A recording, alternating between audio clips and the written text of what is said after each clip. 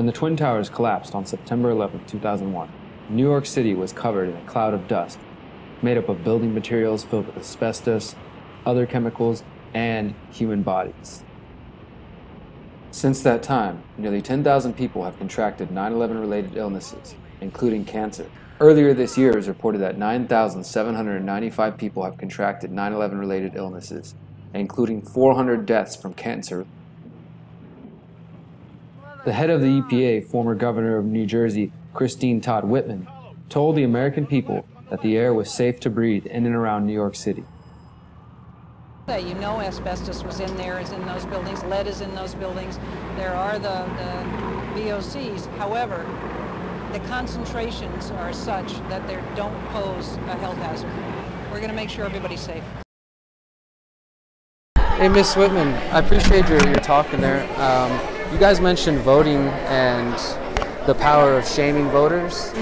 I feel like there's probably a lot of folks who feel like you might need to be shamed since it's been 17 years since 9/11 and nearly 10,000 people are now sick with 9/11 related illnesses. And I know you apologized about it for 2 years ago and you were cleared in the courts, but all evidence points to your time in the Bush administration clearly led to people being sick. Can you please take a picture for me? Led to people being, getting to cancer and other 9/11 related illnesses. I said everything that I said was based on the best available science at the time. Science has progressed now, and I think we found things that we didn't know then. But I never said anything that wasn't predicated on what the scientists told me that morning. Every morning I had a conference call with the scientists and said, what is safe to say? What can I say? What shouldn't I say? And they kept repeating that they were seeing nothing in their studies that showed that there was a long-term health consequence from the air in Manhattan in general, in lower Manhattan in general. On the pile, absolutely. And I always added that caveat. On the pile, they should have worn respirators. But EPA couldn't enforce that. The city was the only one who could enforce that because the city is the primary responder in these things. And so just the way they wouldn't put the fire out. They didn't put the fire out till November. And we had people every morning at a meeting with the primary responders, with the first responders, with the city, with the health officials saying they've got to put the fire out. Just as they were saying they've got to wear respirators, and we couldn't get it done. But I never said anything that wasn't based on the best available science at the time.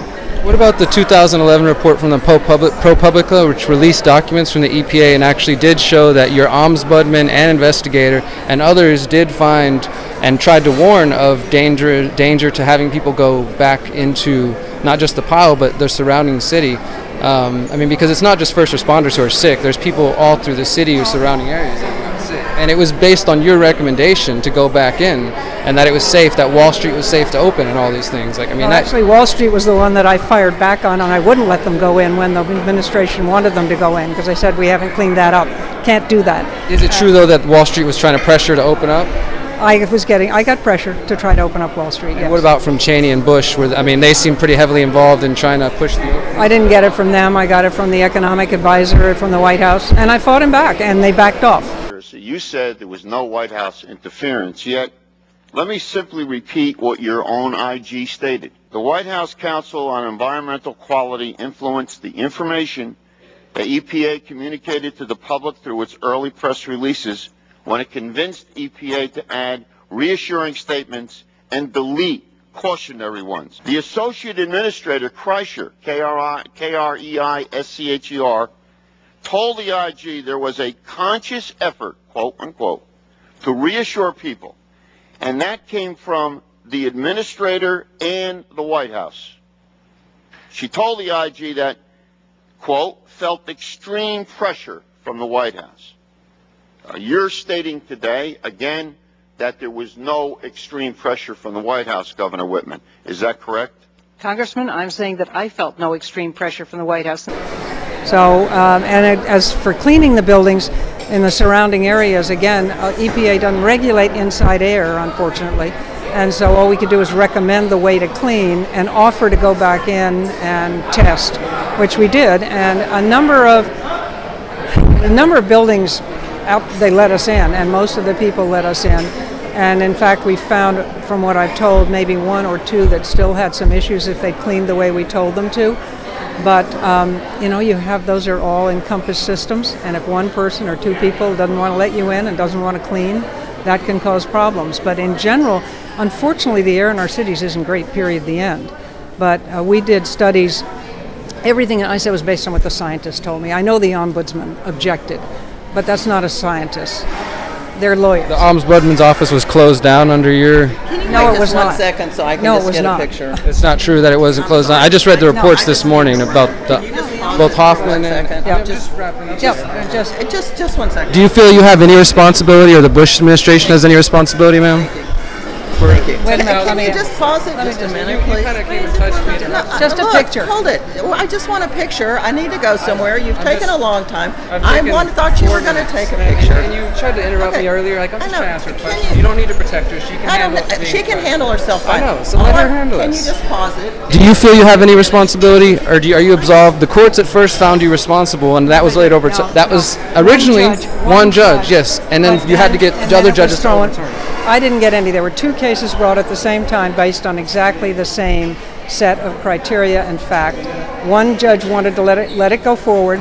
The other judge threw it out, and the judge that let it go forward, eventually it was thrown You out. said your actions were, they were shocking to the conscience. Well, I'm sorry she believed that. What I did was based on what the scientists were telling me. I'm not a scientist. My obligation was to do and say what I believed to be right at the time. And You that's didn't suppress any information related to No, I danger. did not. Never. Absolutely never. My son lived in Lower Manhattan. My son went back in his apartment. The people at the Environmental Protection Agency are the most passionate people about protecting the environment. They work down there. There's no way that they would have let me say things and not gone to the press and said, we're seeing other stuff. My people backed me up, and that's the way it was. So let's take a look at the comments made by Ms. Whitman and the reports that were made after 9/11, the years following the 9/11 attacks. This is from CNN in 2002, February 2002. Investigator EPA not properly testing World Trade Center air. One of the agency's own says EPA providing false info. The Environmental Protection Agency's chief investigator has accused the EPA and other government agencies of deliberately not testing the air quality in the World Trade Center area properly and possibly covering up the reasons why. Hugh Kaufman, chief investigator for the EPA Ombudsman's Office, which is what I was questioning her about, said at a public hearing, "I believe EPA did not do that because they knew it would not come up safe, and so they are involved in providing knowingly false information to the public about safety." And he continues, not just the EPA, the state and city too. We also had testimonies that all the agencies, local, state, and federal, have been consorting together every week to discuss these issues. Kaufman has said earlier this month that he believes the air quality at Ground Zero is worse than the EPA will admit, and that he believes the agency has been misleading the public about the inherent risks for residents and workers in the area. Some of EPA's own staff doubted the agency's assurances about safety. Among them, senior policy analyst Hugh Kaufman. Mrs. Whitman went on national TV, smiled at the camera, and told everybody everything is safe, and it wasn't. And they go on to discuss hearings where Whitman was actually questioned regarding this situation.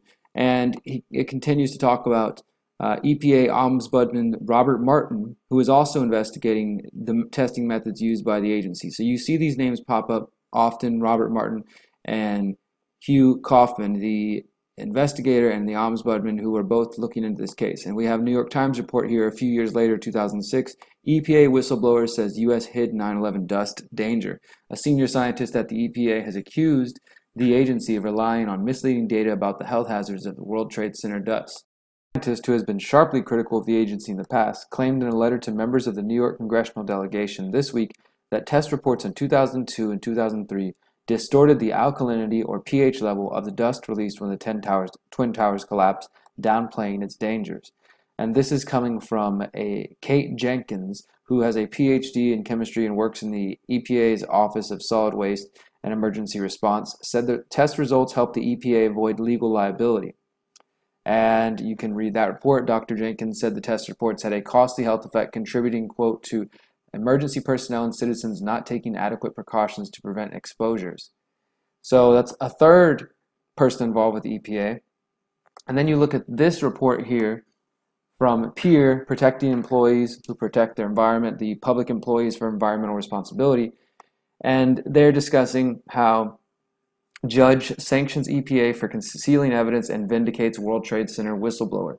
In a scathing decision, this is 2015, a U.S. Department of Labor judge has ruled that the U.S. EPA improperly sought to conceal exonerating evidence and illegally retaliated against a whistleblower. In the ruling posted today by PEER, a U.S. Department of Labor administrative law judge cataloged a trove of misconduct by EPA lawyers. So the ruling goes on to say here that the EPA failed miserably over extended course of time in complying with its discovery obligations, worked a fraud on the court through numerous false claims and inaccurate claims of privilege, deliberately and illegally destroyed an unknown number of documents which should have been held under litigation. EPA's obstruction of Dr. Jenkins' attempts at discovery, which is the Kate Jenkins we were just discussing, were further complicated by the agency's belated disclosure of shadow email accounts maintained by agency employees subject to discovery. So all kinds of shady things going on here, and U.S. Department of Labor judge finds the EPA acted illegally. Then we can go on to this one here. This is also from PEER, says Obama EPA ignores public health lessons of 9/11, and they're calling on the Obama administration to revive the National Ombudsman's role in the EPA. And as we've said here, the EPA, the Ombudsman's position in 2002 predicted that health effects among first responders and others in lower Manhattan would increase after it investigated the EPA's role. And now we can see here it says, under court protection against threats by Administrator Whitman to terminate his office, National Ombudsman Robert Martin managed to hold 2 hearings in lower Manhattan to make testimony from witnesses and experts in response to charges that the EPA's 9/11 response was imprudent, if not outright dishonest.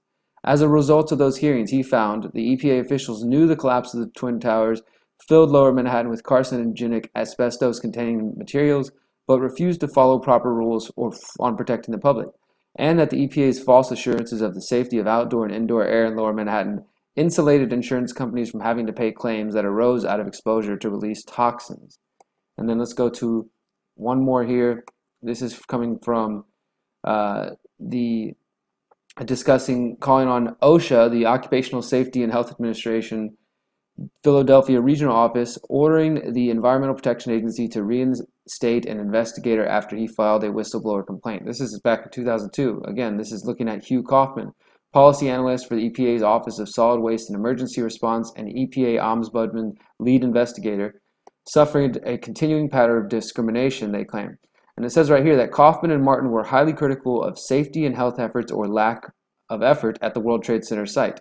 They held a meeting in February to allow residents and workers to address comments to city, state, and federal officials. None of the invited government officials appeared. Martin and Kaufman appeared to be a part of a group of EPA employees who felt Ground Zero was contaminated, if not more so than many Superfund sites. And yeah, so it goes on to discuss that. And then most recently here in 2011, ProPublica released new documents detail how feds downplayed Ground Zero health risks. Records obtained by a New Yorker workers' safety group describe how officials in the Bush administration as well as federal agencies removed health warnings and misrepresented test results on air quality.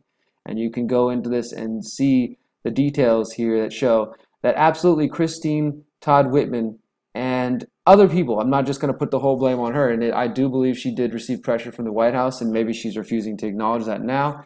She seems to, have her story down pretty well. It's been 17 years, and she's been questioned about this before. But so far, nobody has been held accountable, and as the one article just noted, no insurance companies or anybody was, able to help out the people who were affected by this because there's no one to hold accountable. Everybody's been found innocent, apparently. Now, if you support our work, then please do visit our website, theconsciousresistance.com. You can follow us on Facebook right here. You can see all of our latest content.